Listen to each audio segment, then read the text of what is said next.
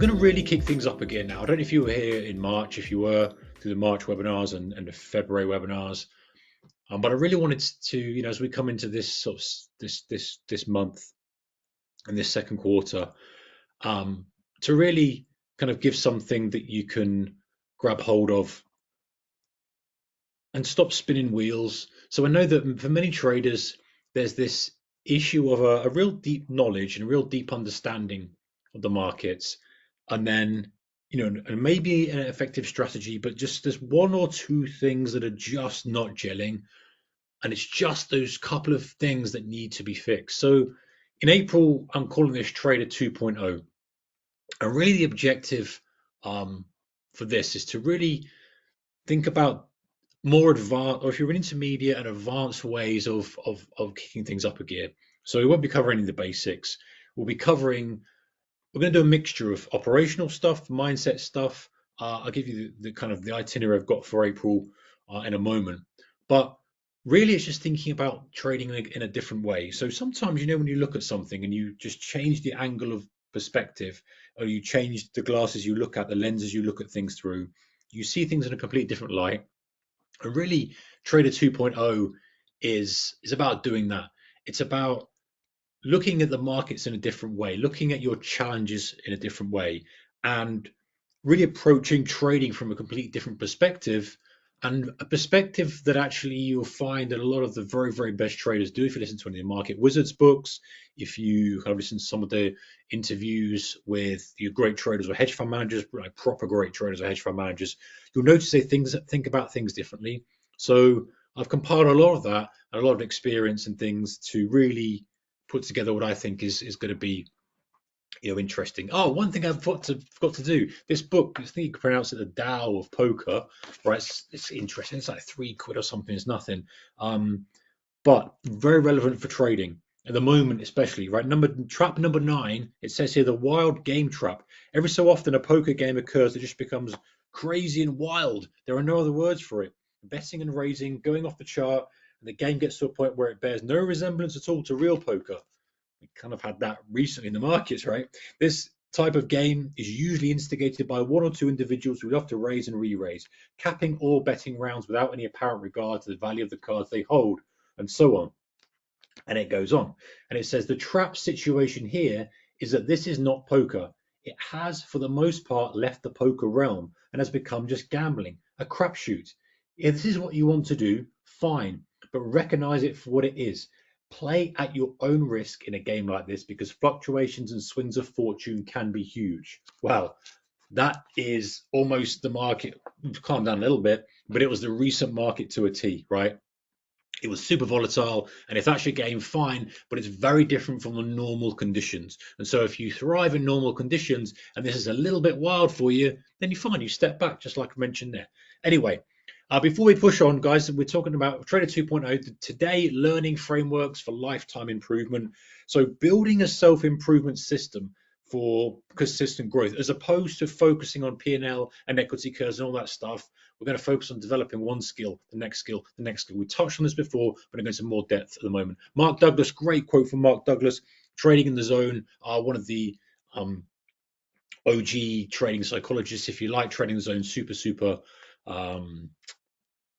popular, I want to say. It's one of those popular trading psychology books. It's not my favorite book, but it doesn't matter. There's still some value in it. Anyway, he says this: the market is not your opponent. The person you see in the mirror is. And how true is that? Okay, so before we press on, of course, disclaimer, if you're new to trading, check this, make sure you understand the risks involved with trading. Margin, leverage works very, very well if things go your way, leveraged up, and you get on the end of a buy and it just runs and you get a nice persistent trend day. Great. Doesn't work out, you end up losing more than you would do if you weren't using leverage. So just understand the nature of the beast. CFDs, spread bets, they have a complexity about them that's very different from traditional things. So just recognize the high risk game that we are playing. But if we can manage the risk, and our ultimate goal is to manage the risk as best we can, we can't eliminate that risk, but we try to manage it as best we can and try to get as much upside as we can and limit the downside.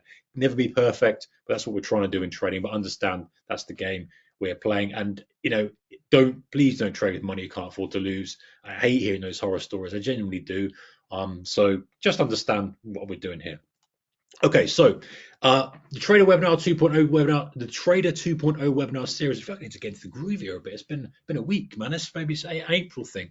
So we're going to talk about lots of different stuff this month. Really thought long and hard about this, and I think you guys are ready for this. I really get excited about sharing some of these things. So next week we're going to talk about time-based trading tactics, so an operational side of stuff, learning why timing our trades, as in time of day functions and things like that, can help us, really emphasize the quality of the trade setup. Then after that, 15th of April, edge validation and self-coaching. So how to stress test your own methodology and become your own trading coach. Some of the aspects that we can take from some of the best trading psychologists and coaches out there and push them into our own without overburdening yourself with doing this and doing that. I must do this, must do that. No, we don't do that. We want to find the best things we can do to push ourselves kind of forward. Then the week after that, 22nd of April, cognitive edge and mental processing. So how to really think differently and sharpen those mental patterns to help you make better decisions under pressure. And the final one for the month, we're talking about technical tools used differently. And this will be ATR, VWAP, some of the different ways to use what I think are the best indicators, tools out there. Some other things we'll put in as well into the mix. But it's really, if you look at any of the prop firms, if you look at any of the institutional guys, they are using these things. And so we're looking at different ways of perhaps using those. There's a Monday mixed in there somewhere, normally going to be Tuesday at 6 o'clock, but there is a Monday mixed in there somewhere. Of course, now we're in British summertime and the sun is shining today here. Hope it is shining where you are. All right, so we are talking today about you really trying to just have a different framework for how we approach trading. So I said earlier about putting a lens on, putting a different set of glasses on, looking at things from a slightly different perspective. Most traders are so focused on P&L. They're so focused on P&L and the equity curve. And I know why, because all the software we use, all the platforms we use, that's the one thing that's in our face. There's our P&L, there's our account balance, there's your equity curve using some kind of trading journal. And that's obviously the scorecard for traders. But until you are at a point where that matters, the objective should be focused on skill growth, developing each individual skill to stack up to the point where then P&L matters. Because when you're developing, you can't expect to be looking at P&L and it to be a pleasant sight, because it's never going to be. It's very, very rare for any trader to start out and do very well at the beginning. Now, you might do very, very well out of luck, but I think most of you, you anticipate this and appreciate this, and why you're here, at 6 o'clock in the evening, kind of learning and studying and taking notes and trying to improve your craft, is that you get that this is a long game. We're playing a long game here. We're not looking for short-term wins, and that's fine. If you're in a game for that, that's fine. Just understand that that's a completely different process and a completely different approach. As a trader, who's developing and who is looking to upskill, level up, it should be a whole focus on skill development. How can I get better at this? How can I improve what I'm already very good at? How can I avoid and just get to a level that's acceptable what I'm very poor at? And kind of adding those things on, holding my trade, sticking to this, understanding price, maybe reading tape. All this skill stacking is what helps you then become the trader that then when we look at P&L, it makes perfect sense. Like, okay, now I can look at P&L because I've developed the skills I need to. A lot of traders, I see this, is that there's a random kind of scattergun approach. Many traders are focused on holding trades one day, they're focused on execution the next, they're focusing on momentum plays, they're focused on mean reversion, and we never get good at anything. And one of the analogies I gave a while ago, I don't know if I shared it with on here, but if I repeat myself, apologies, but I think it's worth repeating, is that many traders, trying to get from one side of the cliff to the other, right? And they're building these bridges, and then they just give up and come back and build another. And they get a lot of these half-built bridges and never get all the way across. So they become okay at scalping, and they kind of, it's difficult to go back. Let me try to swing trade equities, and they get okay at that. And they come back and they go, well, maybe mean reversion's better. And they kind of just keep building that. And eventually they look back and go, I never got to my destination.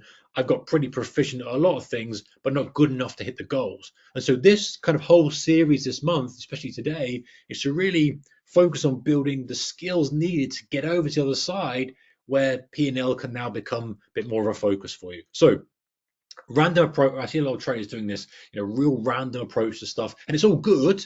Like, it's good running trades, it's good adding to winning trades, it's good kind of sizing up on your best trades, it's good, sticking to the plan, it's good, doing all the visualization or whatever the stuff is that we talk about. That's all good stuff. But if you do too much of a little bit of everything, you never get good at anything. And so, most traders don't have the mindset of the elite traders out there, which is treating trading like a craft rather than a one-time thing. It's like, this is my craft. I'm trying to develop it and improve it over time, and I need to develop the skills and think of one, then the next, and the next, then the next. So the Trader 2.0 mindset is really all about thinking in progress over perfection, right? We can never be perfect. Listen, I've been trading almost 25 years, about 23, I think. And listen, I'm nowhere, there is no perfection. You never get to perfection. I've got a friend of mine, Peter. He's been trading longer than that, and we sit and we have a chat about trading, and there's no way any of us believe there's perfection. And you listen to some of the hedge fund managers out there, listen to some of the greatest traders ever, and they talk about making mistakes all the time.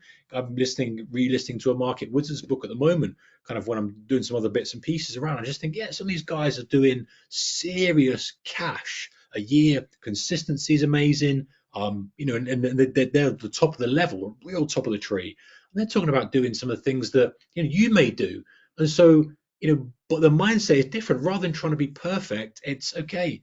I'm making progress now. I didn't get a whole week where I held my trade I wanted to target, but I did more than I did last week. So next week, that's my focus, is I'm going to hold my trade to target, for example. And so you do it. Say, listen, I got 4 days out of 5 where I did it. That's great. And celebrate that process and progress, rather than trying to achieve perfection. And what a lot of traders do that I see is they say, hang on a second, the P&L didn't really match what I did, so I'm gonna scrap that and do something else. But the P&L's a liar. The P&L doesn't really have a direct impact on what you've been doing. Yes, to a certain extent, that it does, but ultimately the progress is really where the gains are made. And so I think in terms of systems, we'll talk about this in a second, but how we're kind of putting the effort in to achieve the growth, and recognizing that we're almost trying to grow the equity curve of our skill set, rather than the equity curve of our account balance. It's like, fine, that's ultimately what I want to be focused on. But at the moment, I know before I kind of graduate to being able to focus on P&L and equity curve, I need to get my skill level at this top right. And then I can go, you know what, I've got this nailed down, this nailed down, this nailed down. I can maybe make more of a focus now on my P&L, on my performance, on my consistency, while still building the skills as well. So think of yourself as a skill builder, not just a trader. Like, hey, I'm developing, I'm building skills, and it's that subtle, shift in perspective that matters, a lot. Okay, so think about this self-improvement engine. And by the way, if you think of from your perspective, right, before we kind of press on with this, think about from the front line of the trenches, right? You're there, you've got your screens, you start trading, and maybe you've kind of written down some things you want to follow. You've got a playbook, you've got a plan, you've got it all written out. You've got a few post-it notes dotted around. Must do this, must do that, must not do the other. And the bell goes, and you're there, you're trading, and before you know it, you're off doing your old habits. You're off maybe not holding the trade, and something kind of, you self-doubt. You don't take a trigger that comes up. You don't check the setup that comes up, and this all comes. And then what happens is you kind of get frustrated. You get annoyed. Maybe you shut things down. Maybe you take a few trades you shouldn't do. You revenge trade, that type of stuff. And you come back the next day and try. And this is this constant cycle. And you look back over the months or years and go, I'm really doing the similar stuff that I've always been doing.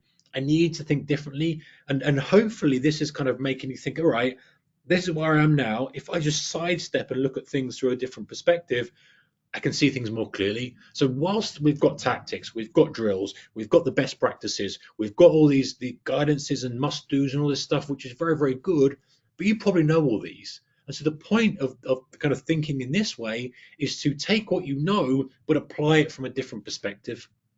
And so thinking of this permanent kind of self-improvement flywheel, if you like, or engine, is, hey, listen, I'm always going to be analyzing what I'm doing. I'm always going to be reviewing and saying, hang on a second, I've got a structured review process. I know what I'm doing. There's a few journaling aspects, there's a few this, there's a few that. We'll go into that detail in a moment. And then I'm going to say, right, this needs my biggest attention. What's the biggest constraint, if you like? Where's the constraint in me moving forward here?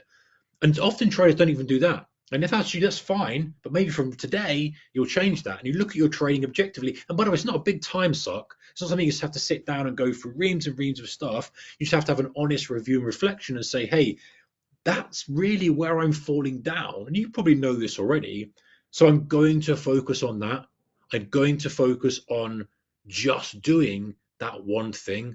I'm going to target that area to develop that skill as much as I can. And then you go to the next step and you give yourself feedback. And then you repeat, you practice, you practice, you practice. You go through things. We'll talk about some practice ways to practice in a moment. And you constantly self-improve until you get that skill ticked off and you go, what's next? And that's always the key thing with trading. And how I see many traders who really get going and really do a good job and really kind of get a breakthrough is they go, what's the one constraint I've got right now? It's not really my entries. I'm quite good at that. It's not really direction. I'm quite good at that. It's not really my stops. I'm pretty good at that.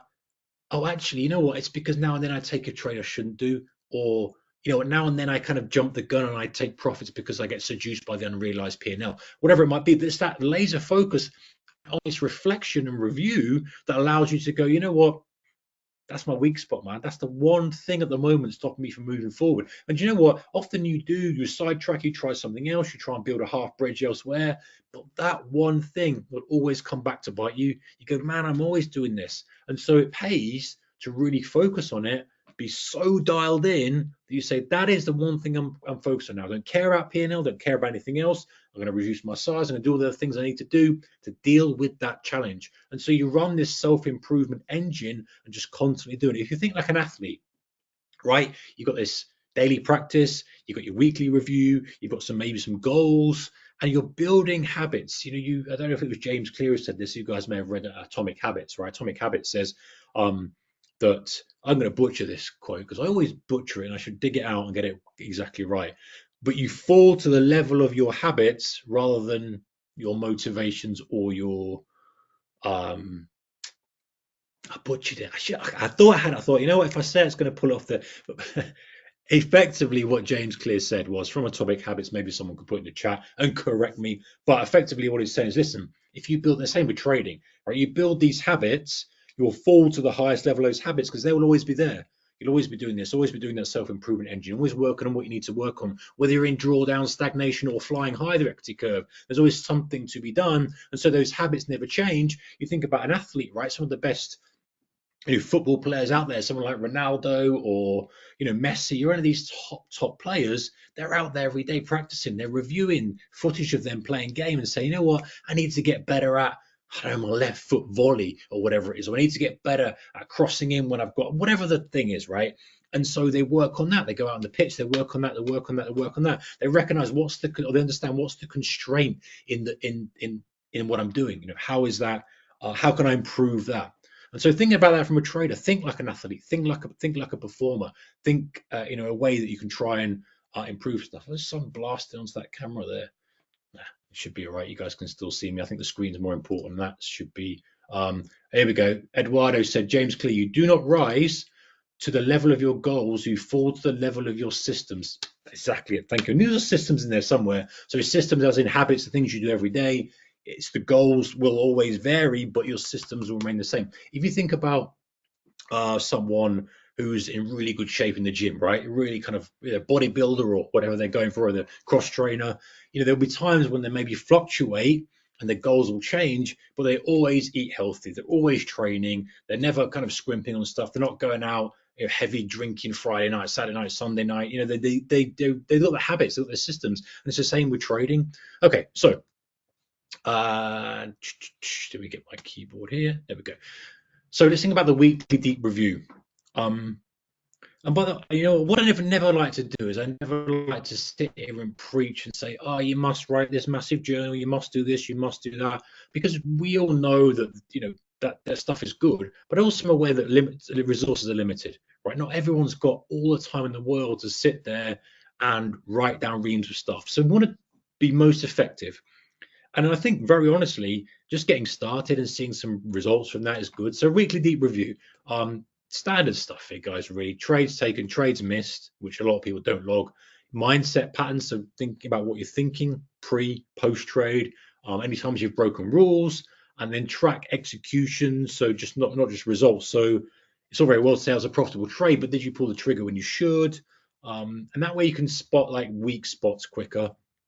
And these are some ideas, and ultimately you're smart enough to know where your weakness is in trading, or sorry, not the weakness, where your constraint is, what's the skill you need to improve at to get to the next level, and then what you need to do to improve that. So I can say, you should track this and track that and do the other, but ultimately, and you can break that down into kind of some of the things that you need to log. And it might be nothing to do with execution. That's fine. If you have a propensity to go on tilt, if you have a discipline issue, the only thing you might have to log is, did I plan the trade? Did I execute as I should? How did I feel when I pulled the trigger? How did I feel during the trade? And noting down the psychology aspects. It might not be nothing to do with execution, and that's the point. It's highlighting the one skill, or maybe it is totally to do with running the trade to target, or it's totally to do with pulling the trigger when you should.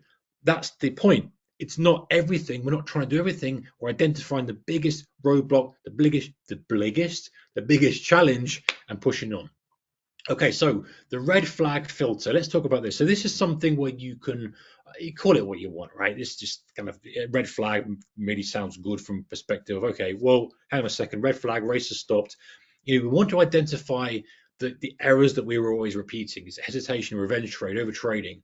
Yeah, and look at it from a weekly perspective. Give yourself a little bit of flexibility, right? There was always a saying that I picked up from someone, which is, adjust this compression and compassion for yourself. So compression, push yourself to do more, and sometimes be a little bit compassionate with yourself and understand as a trader and as a man, as a woman, how to best move that dial, because so many of us push and compress more. You're stupid for making the mistakes. Why did you not do that? Why can't you just stick to your rules? Why do you second guess it? It's compression. And at some point, that doesn't serve us. At some point, you've got to say to yourself, listen, man, pat yourself on the back, pal. You did all right with that. Yeah, find these things, but we're working on those. But you did this thing well. You did this thing well. You did your pre-market prep well. You pulled the trigger when you should. You put a stop. You do these and give yourself a pat on the back. And I think that sometimes that's very important to think about. So whilst we want to identify the biggest mistakes and the most impactful issues, give yourself some flexibility as well. So the red flag filter is a way of, again, identifying what are the biggest constraints in your trading right now. And they're the big mistakes, the things that keep propping up, right? And the things that do the most damage. So trading on tilt, the most damage. Missing the occasional trade, is that doing the most damage? Probably not. Taking substandard trades in choppy environments, that's probably doing a lot of damage. That's probably not what you want to do. And so it's identifying these big levers that you can pull, levers you can pull, that then you go, right, I'm going to focus on those exclusively. Once you've identified those challenges by reviewing your trades, and by the way, I talk about review, but in your heart the thing it is, maybe you need to just develop a strategy. Maybe you're just running around like a headless chicken, trading all sorts of strategies. I don't know, but you'll know yourself what it truly is. Then you kind of give yourself a window of opportunity to move this forward. And like a trader 2.0 thinking, okay, this is a skill I need to develop. I don't care about P&L. I don't care about performance. All I care about is laser focused on ticking this box, and it's getting this skill sorted out. And so you choose that skill every quarter to just isolate and level up. And this is the one thing that the traders who are doing very, very well do very, very well. That makes sense. So the great traders do very, very well, is they're very methodical in moving that skill level up and up and up and up. So entry timing, are you perfecting your entry, your trade management, size discipline, holding winners, whatever it might be. But it's that 90-day growth and focus, 90-day focus that allows you to grow. So how do you design this yourself? So start off by deciding what your skill area is, and maybe now you can be thinking, you can jot down some things that you're having problems with, and that might be quite broad at the moment. You might be like, hang on a second, I don't stick to my plan. You might have to go a couple of levels deeper than that and go, well, what do I mean I don't stick to my plan? Do I not pull the trigger when I should? Do I take too much risk on? Do I not exit when I should? Have I got a clearly defined plan? They might have to do some more digging first rather than be generic. Oh, I'm just not doing this. But that won't take you long. Once you've got that, and then you go, bang, it will just resonate with you, and you'll say, yeah, you know what? If I did better at that, that would be so much. That would really give me some better results. And then you go, right, what are the measurable goals I need to hit that? So hang on a second. If I'm going over my daily risk limit, for example, pretty bad thing to do, because you know that the risk limit's there for a reason. And if you're trading at a kind of trading desk, or if you're trading with a hedge fund, or whatever it might be, or trading over someone was backing you, you'll be out the door. And you know that it's dangerous as well. So maybe that's something you go, okay, you know what? Pretty much, a couple of 2 or 3 times a week, I break my risk rules. Okay, well, why don't you halve it? Next week, let's halve it. But actually, by the end of the 90 days, I never want to break a risk rule. I want to have gone 10 days or whatever many days it is without breaking my risk rule. And you kind of then, where you're headed. You know that it's going to be a little bit at a time. You can't go into there going, no, I'm not going to do it this week. I'm not going to do it at all. And you do it and you feel so despondent, disheartened that you didn't stick to the rule. Be careful, be kind of gradual with it. And then define some of the practice drills you can do. So practice drills might be, hey, do I want to run through replays? Do I want to visualize myself thinking about not clicking the button or clicking the button when I should, or whatever that may be, and create these kind of practice drills that you have, and also specific rules that you apply during the trading day. And then you track your progress. And so I've mentioned this before, so I won't put the screen up, but if you go to my website, which is tradersmastermind.com, and if you've got this already, top right under resources is a free discipline tracker. It's a Google sheet, and it's really good for doing something like this. It helps you kind of checklist, you tick it off, and then you go to the next month and you try and improve on that, and it kind of shows you a little graphic and stuff. It's a really cool thing, and people have found a lot of value from it. You don't need to use something like that. It's free, you can, but you use pen and paper or your own spreadsheet, fine. But you've got to track your progress. You've got to track how you're doing this. But it all comes down of just starting out by identifying the one skill you want to master.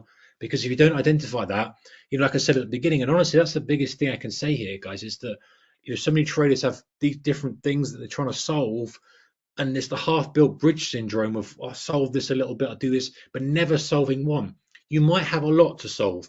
That's fine. You might be a developing trader who's relatively new to the game, or maybe if you've been in the game for a while, but you look and you go, you know what? I've got a lot to solve. That's fine, as long as you start the process of, right, day one, what's the biggest thing? This, then this, then this, then this. It doesn't might even take you 90 days. It might take you 30. In which case, think about how much progress you could make in 3 months. Anyway, talk about mental playback library. So this is really, you kind of have your patterns. You have your setups, your strategies. You can see the technical structure of the chart, and it's important to know the different conditions and say, right, I'm getting good at recognizing my bull flag, or I'm getting good at recognizing my Wyckoff spring or my fake out, etc. I'm also getting good at trading kind of a heavy down move or some sort of momentum ignition. And you start to kind of then build this up in your mind, and you can catalog that into different setups. And Linda actually calls them different profit centers, all right? So, okay, it's mean reversion, this is this is that. And the idea is that you're journaling these decisions and emotions as you go. And trading is very much, a lot of traders try to make things too systematic. And at the beginning of your trading journey, it probably should be. But actually, as this is aimed at a more intermediate, advanced trader, there's a lot of discretion that comes into trading. It's not just an if-then statement. And yes, to a certain extent it is, but there are little patterns and subtleties that you can start to note down that you might not be able to articulate effectively, straight away when you're asked to write your trading plan, that you start to then become a little bit better. And you start to then match up your emotions to those patterns. So, example, momentum ignition. As me trying to I'm thinking like 5 words ahead here. Momentum ignition. That might bring out the worst in you because you get FOMO. And maybe you chase, you see momentum, you jump on it, it pulls back, stops you out. Maybe mean reversion, you're too late to the trade. Maybe you kind of wait, whatever it is. So the point is that you kind of think through these different patterns. It's all very well sitting here writing it down and saying, I'm going to do this, and this, but actually having it in your brain, looking on the chart and saying, how do I feel when I take that? And recognizing actually maybe there is an emotional issue there. Maybe there is a technical issue there. Maybe there is an execution issue there. Okay, and as we start to recognize these patterns of behavior, we start to get better and we start to say, right, this technical pattern, this price pattern makes me feel like I'm going to miss out, or makes me feel scared, or makes me feel fearful, and that aligns with the skill I'm trying to develop. Or hang on a second, I'm trying to get better at entries here. Momentum ignition is very difficult because if I chase it, so you kind of go, right, what are the patterns, and how do they impact the skill that I'm trying to develop? So, as we start to repeat the patterns, we start to build and accelerate this learning. And ultimately, from a technical perspective, and I'm trying to blend like the mindset and technicals here to a certain degree. We, as a discretionary trader, probably. In fact, here's some question for you. Your best trades, how do they feel? Right? You don't have to type it in. Just think about the answers to this. I would hazard a guess. The best trades jump out at you. You don't go looking for them. You see them, you feel them. It just, as Peter says, it comes out, slaps you around the face. I've got to take this trade. And it might be structured roughly as your trading plan, but there's going to be an intuitive nature there that you say, hang on a second, I feel like that's the right trade to take. This feels like I need to go on this. And there's a different voice to the chimp, where the chimp is more of a, you're going to miss it, you're going to get on it. You will call yourself a trader. It's got a different tonality to it versus the intuitive trader that says, you know what, that's like a great trade, man. The risk is capped. They've got a decent target. Versus the trades you take that are the worst. I would guess those are the trades you force. You look at, you go, oh man. And so maybe that's the skill that you need to develop. Maybe you need to get better at waiting for the trade to come to you. And so back to this kind of progress of tracking the skill progress, right? P&L can lie. Yep, you can be trading in exactly the right manner and you can lose money. You know this, I know this, every relatively experienced trader knows this. You can follow the rules to perfection. You can take a trade that you take 1,000 times and it just doesn't work that one time. That is trading, guys. And that is why many people fall by the wayside, because they cannot handle that uncertainty. But if you can handle that uncertainty and you can stick on the track, and you know that P&L is not the metric to look at. Now, at some point, of course, the P&L matters, but it can really give you a complete different distorted picture of reality versus skill improvement.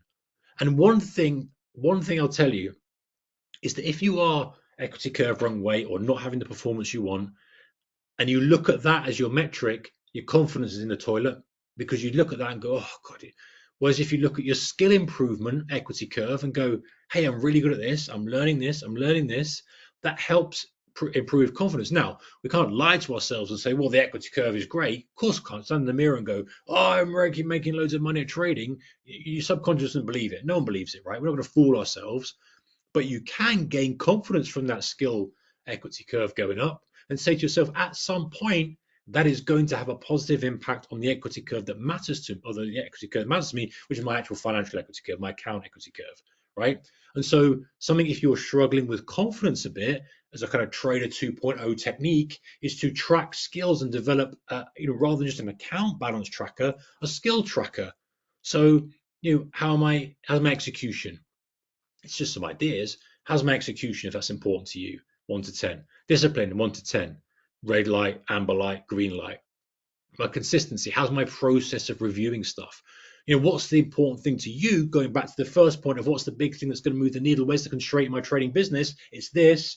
Okay, so what skill do I need to master? Okay, this, and this. Okay, right. Now let me track how my improvement on that skill and being so laser focused on that rather than the P&L. And most traders will not do this, and that's why the trader failure rate is so high, or one of the reasons why it's so high. Whereas a lot of traders will go, you know what, I need to do this. So think about tracking your skills, not just your P&L. But that's something that takes a little bit of work, right? You can't just log onto your platform and you see your skill balance, right? You don't get that. You have to create this yourself. It doesn't have to be, extensive or excessive, But if you can start to look at it from that perspective, again, a slight adjustment, change the angle you look at, put a different lenses on, then trading becomes much more of an easier game. And yes, I'm not saying it solves the P&L instantly, but it solves a lot of things about the feeling that you've lack of progress, feeling like you should be better than where you are, feeling like things aren't going your way because you're developing skills as opposed to results, which eventually will kick in. Okay, so feedback loops. This is a really good way to improve. I think it's the military came up with the OODA loop, but slightly different. We want a self-review, so personal trade analysis. If you're in a coaching group, or you're in a trading pod, or you have a couple of trading buddies, which I absolutely recommend you should do, even if they're just a couple of guys trading, if you join anything formal if you don't want to, but that really helps because again, people look in things from a different perspective and go, do you know what, buddy, you could try doing this. If that's what you're focused on, I was struggling with that last year. I did this, I had a stop loss drill, coin toss drill, whatever it was, that helped me get over that. Oh, great. A journaling as well. Constantly you kind of developing this feedback loop of what have I done? I need to be self-reflective. What are other people, kind of putting their input into people you trust, their reflections on things. Let me journal, let me improve. Let me journal, review, improve. Journal, improve, review, improve. And the more feedback you get, the faster growth. Now, I would say you don't need to overdo this and go, heavily making adjustments every day, but it's important to just say, note down, hey, you know what, today was all right, or today wasn't as good as it could be, or whatever it might be. And do you know what? You need this feedback, self or others, so that you recognize the mistakes. And one of the biggest mistakes of traders is that they will make these mistakes. They kind of know they're there, but they brush under the carpet and go, well, today's another day. And I'm not saying dwell on mistakes, but at least be aware of the ones that you can perhaps improve and go, hang on a second, there's a theme here of mistakes that actually, if I sorted out, that would take me to the next level in my trading. And it's just a slight course correction. And it's just identifying what that is and then saying, right, this is the process now I'm going to do to improve it. Okay, so journaling with purpose. I did a whole topic on this, so I'll touch on it very briefly. But rather than just logging the trades and just going through the motions of the journaling, really adding these extra parameters like, hang on, what am I thinking here? Is it a FOMO trade? Was I feeling excited? Was I feeling, is it a revenge trade? All the stuff that right? Was it a planned trade? Did I go off piste here? How's my execution? And tagging stuff like, what's the setup? Very, very important. This, hey, that's a momentum ignition bull flag. That's a momentum ignition first pullback. That's a momentum ignition, catalyst, whatever. Tagging those and then kind of grading them, confidence outcome. Again, doesn't need to be burdensome. You don't have to like tracking. Again, we're not actually, to be fair, we're not so bothered about P&L here. You've got that log. That's fine. We're more bothered about, hey, I took this NASDAQ long. It was a pullback to VWAP trade. Yes, it was planned. Executed it very, very well. Confidence was quite low with it because I felt like it was a long and we're in a bit of a downtrend at the moment. Outcome positive. And just that you start to realize. And also if you're logging some of the trades you missed as well, that helps loads. Okay, so what about creating habits that stick? Well, let's review our habits. Why don't we schedule 15 minutes every Friday, Saturday, Sunday to just say, you know what? I just want to review what I did, my habits, not my P&L, not my performance, not my technicals, none of that stuff. Again, shifting our perspective on trading. The habits make me the trader I want to be. They help me develop the skills. And so I'm going to review. And this is, having that review habit, you say, right, you know what? I'm going to review how I've performed, my systems and my mindset. And then if that's what you're focused on, fine. If you're focused on execution, you review that. But having this consistent habit of reviewing just helps loads. And it doesn't have to be a long period of time, right? It really doesn't. So to clarify, if you're focused on trying to do pre-market prep, trying to do journaling at the end of the day, whatever it might be, your review is going to be, how did I do at that? Because I reckon that's the skill that's going to move me forward the most. If you're focused on sticking to your risk limits, then the review is going to be, how did I stick to my risk limits on Monday, Tuesday, when? And it's not just going to be yes, It's going to be like, actually, yes, but Tuesday I was tested because I was up big green and then came down. I haven't got a rule to come out. I kept going and I could have traded until, but I pulled whatever it is. You get the idea. The point is to have that process where you are constantly reviewing. And this doesn't have to be a big burden. I hate to like give people, oh, you got to do this and do that and do the other. No. Just start by doing something and get it going. Okay, so let's talk about playbooks and technical setups briefly. So another important thing to do to review, if that's what you're focused on, if you're focused on mindset stuff, don't bother with this. If you're focused on the technicals and the execution side of stuff, make sure you're saving screenshots. The best trades, the worst trades. It creates this. I think it was Tom Hugard. He creates his book of shame or something like that. Whatever you call it, I think it makes sense nowadays just to do a screenshot, dump in a folder, screenshot, dump in a folder, and then you can kind of collect a playbook of some of the best trades. And then when you're reviewing at the weekend, you go, hey, these are good trades, these are bad trades. And also a little tip here is before the market, if you've got a good selection of different trades, you go, hey, I'm planning on trading the first pullback after an opening drive. You can go in, have a look. First pullback from opening drive, right? This is 5 different patterns. Okay, how we're looking today. And what it does is it kind of hones and calibrates your mind to look for that because you see the patterns. That's very, very, very clever thing to do is you go, I'm looking for this.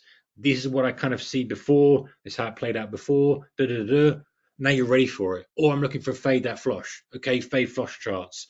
Whatever it might be, right? I'm making things up on the spot here, but you get the idea. And if you have this highlight reel, that just helps you, whatever skill you're trying to develop, and also ones that didn't work as well. So sometimes having a kind of few screenshots of ones that look great but didn't work is fine because that helps in the actual trading day. You start to see it go, it starts to fail. You go, you know what? That's fine. I recognize this is something that's not going to work. I've got my stop in place. Let's play out and see what happens. Okay. Avoiding the learning trap. So final couple of points here, guys, before I take some questions if you're if you'd like to punt some questions at me.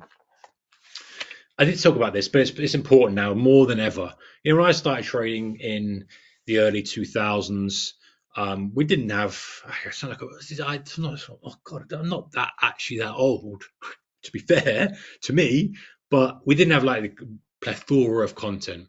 We had books. There was the internet just about, but I went on like a course in London to learn about technical analysis. And actually, on a side note, I went on this course, and we were sitting. There was about 10 of us in this room, and this guy was bringing up charts, and I remembered vividly him talking about stochastics, and I remember thinking, wow, this is amazing. All I've got to do is buy when it's oversold and sell when it's overbought. And I remember going away feeling so fired up about trading. And went back and I'm digging through charts, and I kind of soon realized obviously that wasn't the case. But the point is I was so focused on that at that point, and I'd done one thing, and even though it was a rabbit hole that really wasn't worth going down, well, okay, I'm not saying you can't use stochastic to be effective, but as a very developing trade, it's much more important things to focus on. Versus now, where it's just like everything under the sun. Yeah, so just think about what you're consuming. More information does not equal more growth. In fact, it equals negative growth, I would say. And the point is, again, going back to the first slide, thinking the trader 2.0 perspective, what's the one skill if you're going to consume content, which is loads of good stuff out there, so much good stuff, you focus that arrow on the content that is going to help you with the skill you're working on for the 90 days, 30 days, 60 days, whatever it is. So if it is mindset related, then only consume mindset related content. Don't get sidetracked by suddenly watching some options selling stuff. Yeah. If it's focused on execution, then only consume content that kind of talks about that. That's a really good way of doing stuff. And actually, I know it's not always easy if you're listening to maybe an interview with a trader or one of your favorite podcasts. You can't always go, well, I don't know if he's going to talk about this. Fine. But one way to prime your mind is to say, right, I'm going to go in, I'm listening to this or watching this video, reading this book, but my goal is to take away 1 or 2 things that are going to help me with X, this skill. And when you kind of train your mind and prime your mind like that, then you're kind of watching and listening and they might mention something, not like, hey, you know what, this is how I execute, or this is how I manage risk.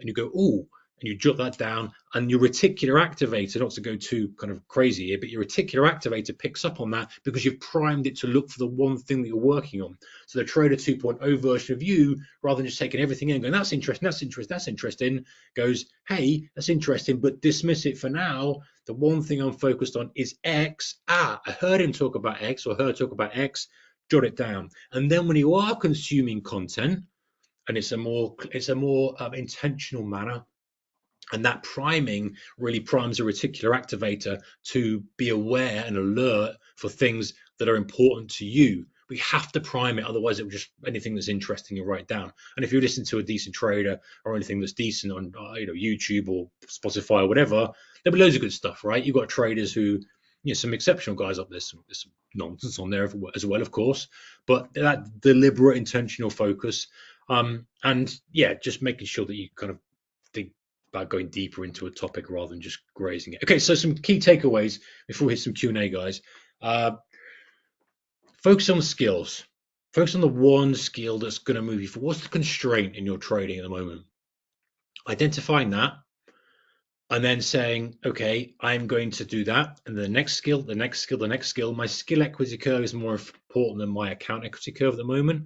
And maybe you dismiss that and you go, no, my account equity curve is more important. And if that's working for you, fine. Do what you carry on doing what's working. But if it's not, maybe that adjustment and how you look at your progress in trading, just that slight little tweak is what's needed. And then think about systematic approach, your weekly reviews, the 90-day theme, 60-day, 30-day, whatever you need to do. I know 90 days seems like a lot, but try out for 30 days. And then building this improvement. Because one thing that you can take away from this is, no matter where you are now in trading, or wherever you might be in 10 years, 20 years, if you can develop a process for improvement, then whether you are at a mega level next year, 10 years, 20 years, whatever, you still use that to get to the next level, the next station. And so this is something that will serve you regardless of where you are, and it can't fail to help. Now, can't make any promises about your equity curve. That's a separate thing, and sometimes things take a while to fall into place.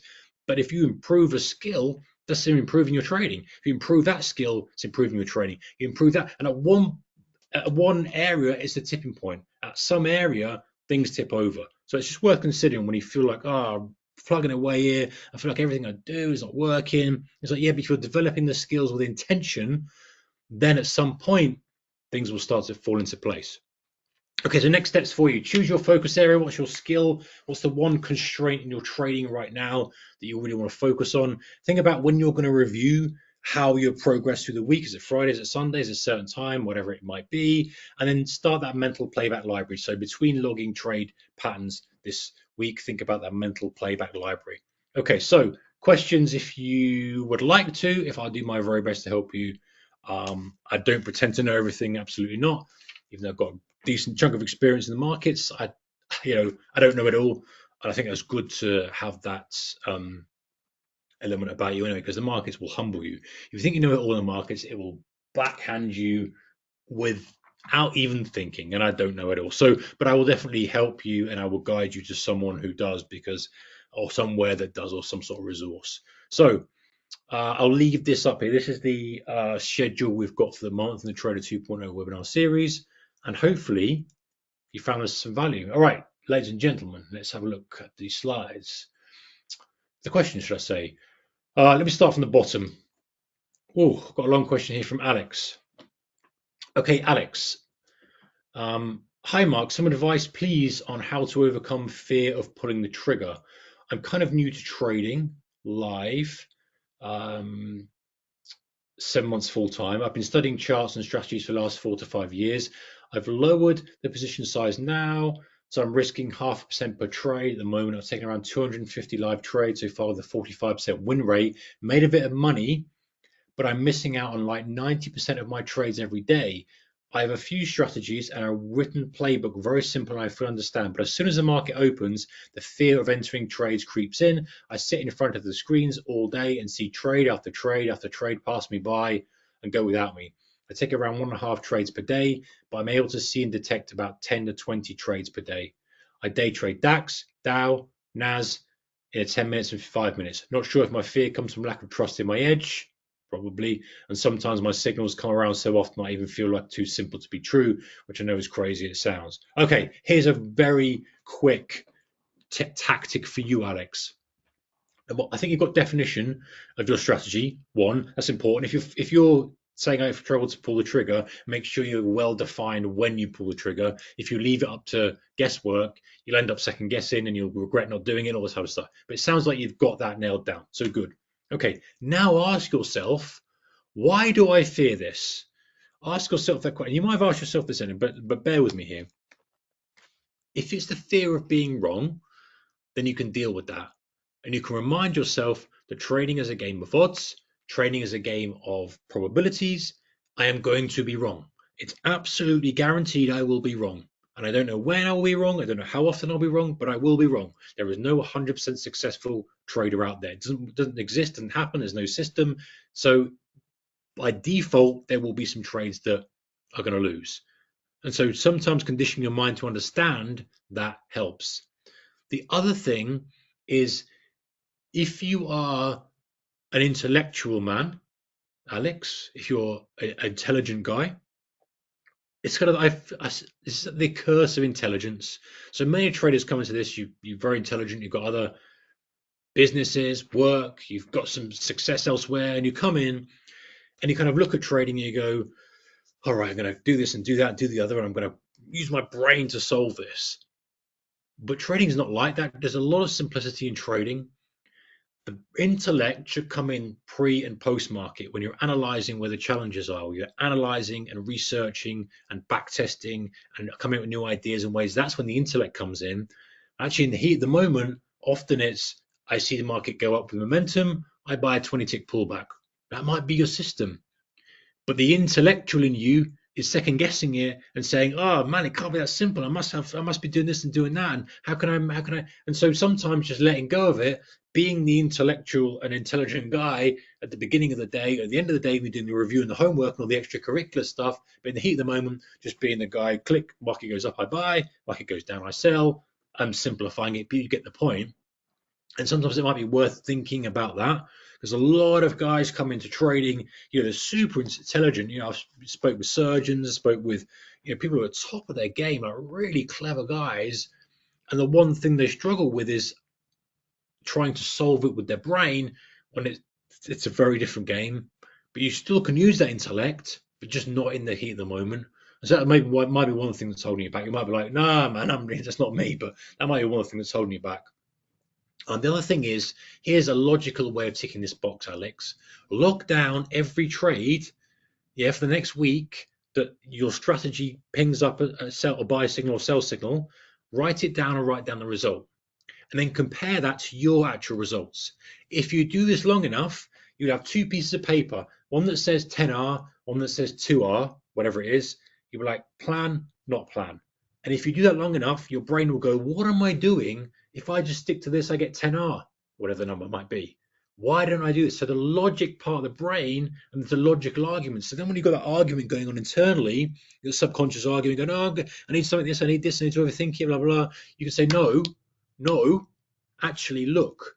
The logic and the evidence, here's the evidence, shows that if I had stuck to this plan, I would be up way more than if I hadn't. So shush, quiet, I'm going to take it. That sometimes is quite effective. The other thing is maybe the frequency of trade, your resolve, your focus, your discipline is, you're saying 10 to 20 trades per day is what you see.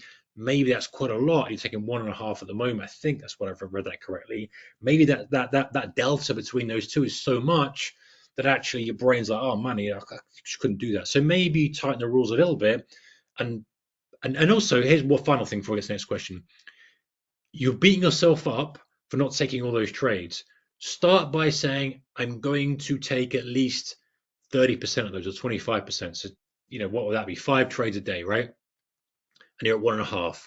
And then the next week, say, I'm going to take 50%. I'm going to take 75% and work your way up. Rather than beating yourself up for not taking every signal, still note down the ones that you've got and the result of those, and try and take more than you did last week and try and improve that. So now you've got some logic there to support the reason you should take the trades, right? Rather than just guesswork. Hey, it's in plain in black and white.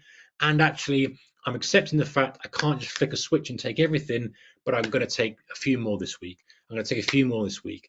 And that's the skill for you to master. And there's your audit. You go, how many did I take versus how many got the signal? Okay, I take 10% of them, right? I took 2%. No, that's no good. I took 10, 15%, 18%, 25, and you start to improve like that. Good question though, Alex. Thank you. Eduardo gave me the quote from James Clear: "Under trading is the biggest issue for me." Yeah, I think I've answered that, Alex. Hopefully that's helped, pal. And you also say I mentioned momentum ignition a lot, but I can't find anything about that online. All I can find is something about market manipulation. But I don't think that's what you're talking about. What is momentum ignition? Sorry for the newbie questions, Alex. I've done a webinar on this. If you go to my website, right, tradersmastermind.com, and a lot of the webinars I've done are which were put up on YouTube. These will come out and we're recording now. We don't put them up anymore, I don't think. And there I've got, I think, some momentum ignition strategies. So I wish I could guide you with more confidence, but they're on there, and I've covered some of the stuff. But basically, momentum ignition is, you have this volatility contraction, and you're trying to see when the likelihood of that momentum is starting, and whether you are front running the momentum with one strategy. It's various ways of doing that, or you're observing and jumping on the momentum as soon as you can with a pullback, with a flag, etc. Okay. Mark, this is Eduardo. Mark, about trade and statistic logging. I know it's a personal thing. Would you have any advice? I have a huge Excel with all my trades separated by setups and strategies. Then on each, I have the basic info, time, product, etc., and the characteristics of each pre-trade and during trade management. Volume, delta, max adverse excursion, positive excursion, risk reward ratio, specific nuances, etc. Okay. Is this too much? I'm a very methodical person. He's gone to say it's got a few more bits. Eduardo, no. If you feel comfortable doing that, you do that. You don't have to use all the data, but if it's scratching an itch for you, why not? If you feel like you're logging the MAE, MFE is working, risk order ratio, setup log, AB, then keep doing that. If you feel like it's too much, you feel like it's becoming a burden, you're not using it, then don't. There's no right or wrong here. Some people I know who are great traders will scrawl on a bit of paper. Some other people who are great traders are logging every tiny little thing. Like, yeah, I had 3 Weetabix for breakfast instead of 2. I had 2. I'm in jest here, but you get the point. It's personal. As long as you can use that data to help improve, then I don't think there's any right or wrong. It's just finding that the balance between being a burden and being a time suck and taking resources away from something else. You've got a finite amount of resources, right? Whether that's focus, whether it's time, whatever. And if that's better spent for you journaling, fine. But if you feel like it's taking away from maybe chart analysis or maybe reviewing the trade on a technical level or replaying the trade, then maybe you need to adjust. But don't beat yourself up about it.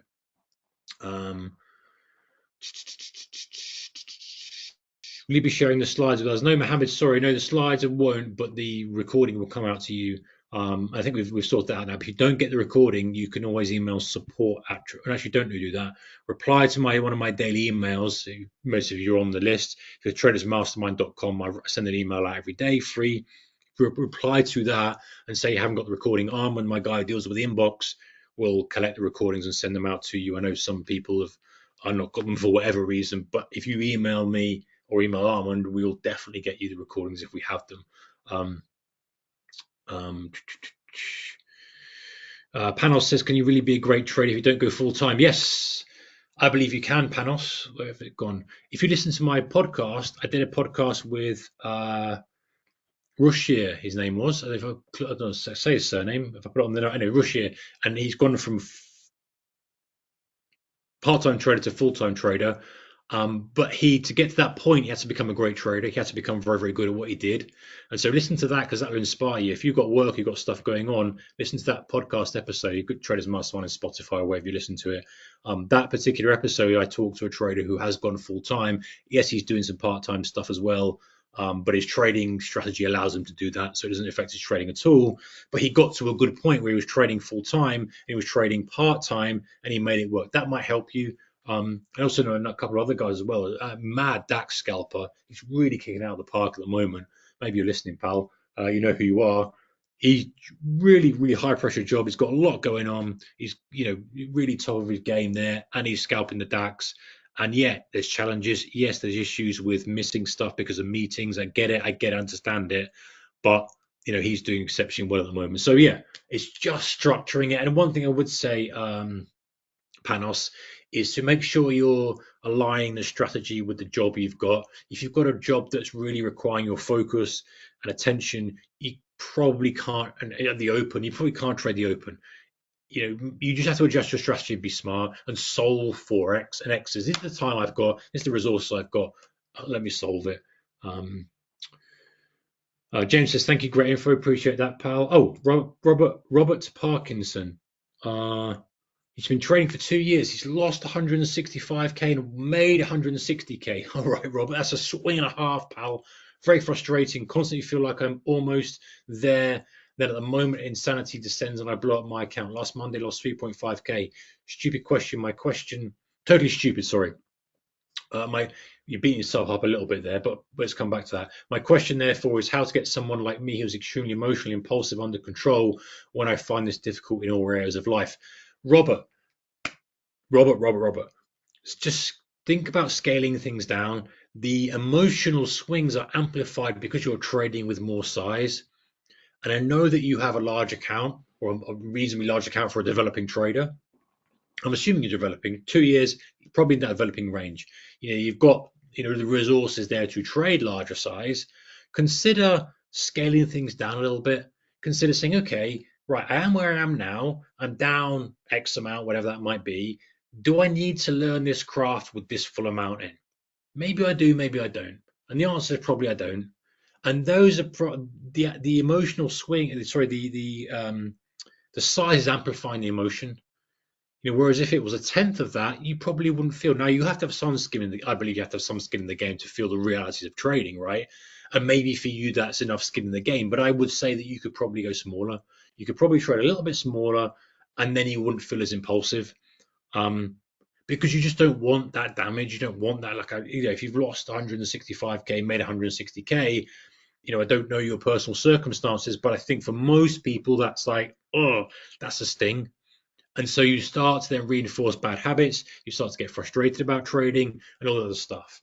And so, to just work on your skill of, okay, I need to not be so impulsive. And the number one thing for you, Robert, above anything else, would be just have a daily risk limit and a weekly risk limit. If you don't do anything else, just say to yourself, how much am I prepared to lose in a day? Imagine that. Is that okay? Can I accept that? If the answer is yes, then that's your risk limit. If you go, oh man, I don't really fancy it, then you need to reduce it. And then your number one job, Robert, just becomes sticking to that risk limit for a period of time. My weekly risk, my daily risk, my trade risk, whatever it might be. And then you can work on strategies, then you can work on mindset. But at the moment, that's your biggest risk. You're like a landmine trader, right? I call it, where you might be able to run through a field of landmines and get away with it. And maybe the next day, but then one day, the market just does something, you get caught, you trade on tilt, you blow up and lose a massive amount of money. You don't want to do that. You want to at least have that backstop. And it's the toughest thing in the world, right? You're down, you want to be fighting the battle, you want to be able to get back in the green, and you have to pull the trigger and pull yourself out of the market. I know it's tough, but if you can practice doing that over time, Robert, then you're like, okay, listen, the market can't harm me. My max risk is X, and I've proven I can stuck to that. And actually, you want to talk about a DAX trader, I was mentioning that was his challenge.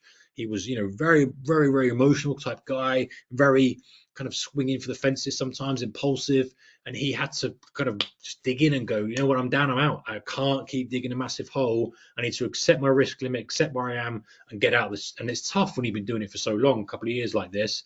But if you can cap that risk and you can make sure that at the very least I don't blow up.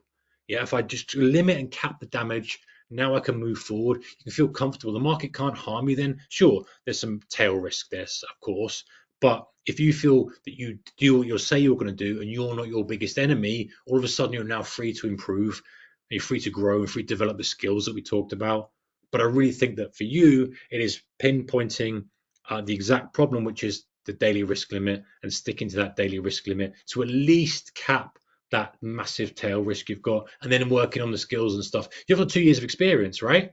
and 2 years of experience, you've seen a lot of markets, you've probably got a lot of skills there, but they're probably clouded and polluted by the emotion. And so when you come into the trade, the emotion is I want to get money back, or want to make some big money, rather than just the kind of pragmatic approach of this is a nice momentum trade. Where's my pullback? I know I'm quite good at this. Click, I'm in, there's my risk, there's my target, click, I'm out, and the relaxed kind of flow state that you can get into with trading. Okay, so oh gosh, there's a lot of questions. Right, I'm going to try and skim through them a little bit quicker. If you want to email me, I'm very open to receiving emails, guys. You should reply to the daily email, put FAO me, and Armand will swing it on to me. I've lost. Thank you, Gary. Gary says, great. Thank you for a great presentation. Beth, you're always on here. Appreciate you, Beth. Thank you for the great webinar. Thank you. Prince says, I'm a beginner. I need some resources to study. Prince, beginner. Honestly, there's so much. You just want a basic, simple, free course on price action. I recommend. There's a couple on YouTube actually. But if I was starting out, price action, a basic, free, simple course or a very cheap course. Just understanding the nuances, supply, demand, support, resistance, risk management, that type of stuff. But just work out the demo, trade with the demo, understand how the markets work, start to note things down, start to get your head in the right place, loads of resources, but stick to one thing. You're in a great position. You don't have to go the half-built bridges and undo the bad habits. And try to do that. Okay, Nana. Which session will you advise to stick to? Avoid overtrading anxiety. Oh, we've got a lot of anxious overtraders today. Day trading brings out the worst in you if you are that. So slow things down. But maybe kind of if anyone's listening who is an overtrader or is an anxious trader or is over impulsive, maybe slowing things down on the lower time frames. Higher time frame, 15 minutes, hourly, daily if you can, and just starting to kind of think more clearly. Trouble is when you're trading on 1 minute, you're hyper scalping, every little move is emotion attached to it. And so you pick your market and maybe you trade slower. So it's like, okay, I'll wait for 15-minute candle. I can relax a little bit and take the pressure off. Gary says you can't think your way to profitability. No, you can't, Gary. When you take a trade and get stopped out, Zach says this. Sorry, Zach. When you take a trade and you get stopped out, but then it shows again straight away, would you take the re-entry? Depends on your rules, Zach. I'm a fan of saying, okay, I'm allowed a couple of bites of the cherry, but not. Depends on. There's a couple where I might have 3, but generally I'd say you have 2 and not 3, or maybe 3 and not 4. But it depends on how you feel about stuff. If you feel like you're trying to push or force a breakout, you maybe go, hey, 1, I'm done. And maybe you kind of have a timer that says, I don't take a next trade for another 15 minutes, or have some sort of break that you can kind of pump the brakes and say, rather than going again. So allow myself a second go, but not too many. Hector says, not a question, but thank you for sharing your knowledge. Appreciate it, Hector. Charles says, is there a recording available? I missed some parts of the webinar, unfortunately. Yeah, it will come to you, Charles. If it doesn't, reply to one of my daily emails. You can try to mastermind email on the list already. Great webinar. Thank you. Charles says, after 4 years, I found some trust in myself, was always insecure, stressful, etc. But now I'm getting more trust in my decisions. Good for you, Charles. Good materials to learn trading strategies as someone new to trading. I've got a few on my website, Kazim. There's a few there. Trend strategies, mean reversion strategies. There's like recordings from these webinars. Tradersmastermind.com. You can check those out. What's a good win rate? It depends on the profit on the strategy you're deploying. Like if you're deploying like a really aggressive scalping strategy, like sort of my scalping stuff, the win rate is decent, really high. But then I don't get high risk reward ratio. Whereas if you're deploying maybe something that's a catalyst based trading, looking for a reprice over multiple days, something else that I kind of focus on, then the win rate's quite low, but the risk reward ratio turns out to be quite high in the wash. And your game as a trader, who asked this, I skipped over it. Your game as a trader is to try and push both up, right? But it's going to be a balance. If you've got a 20% win rate, but a 10 to 1 when you get it right, that's going to work out. If it goes down to 5%, 10 to 1, it's not going to work out. And if you've got 80% win rate and 10 to 1, well, whoopee-doo, you found the holy grail.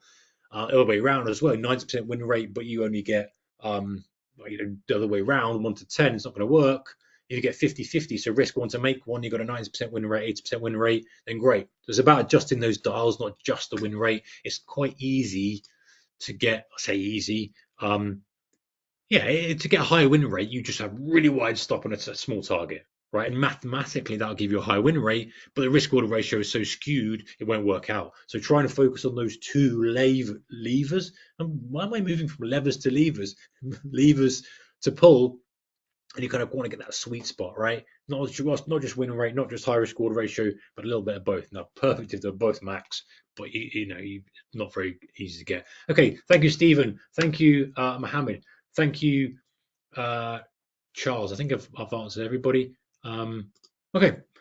Cheers, ladies and gents. Thank you so much. We've run on a little bit, but your questions were great, and I really enjoy answering them. So see you next week for the time-based trading tactics workshop, webinar, whatever you like to call it. Hopefully it's going to move you forward in your trading. Take care, ladies and gents. I thank you so much for coming on live. I appreciate it. I appreciate your questions and your attention. I know your time is valuable. So thanks a lot, and I'll see you next week. Take care. Bye-bye.